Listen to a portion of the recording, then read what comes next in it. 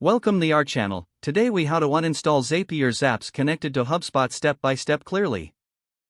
Open your web browser and navigate to the Zapier website. Log into your Zapier account using your credentials. Once logged in, locate the Zaps tab on the left sidebar. Click on the Zaps tab to view your list of active Zaps.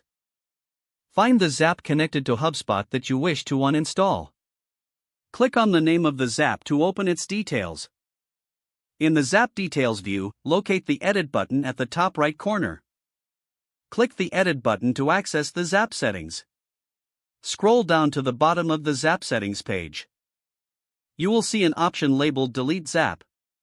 Click on Delete Zap to initiate the uninstallation process. A confirmation prompt will appear asking if you are sure you want to delete the Zap. Confirm your choice by clicking the Delete button in the prompt. Your Zap will now be uninstalled and removed from your account. Return to the Zaps tab to verify that the Zap is no longer listed. If you have multiple Zaps connected to HubSpot, repeat these steps for each one you wish to uninstall. You have successfully uninstalled your Zapier Zaps connected to HubSpot. If the page does not load, refresh the browser or try again in a private or incognito window. Make sure you are using the correct email address, then retype it carefully to avoid small typos. If your password is not accepted, use the reset option and create a new strong password you can remember. Check your spam folder for verification or security emails, then complete any requested confirmation steps. Enable two-factor authentication if available to improve account security and reduce unauthorized access risk. After signing in, review your profile details so your contact information and settings are accurate and current.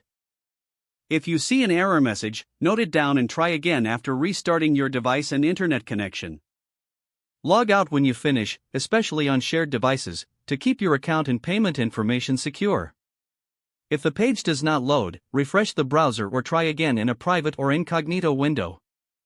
Make sure you are using the correct email address, then retype it carefully to avoid small typos.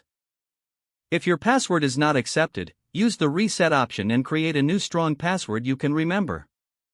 Check your spam folder for verification or security emails, then complete any requested confirmation steps. Don't forget to like this video and subscribe to our channel for more step-by-step tech guides.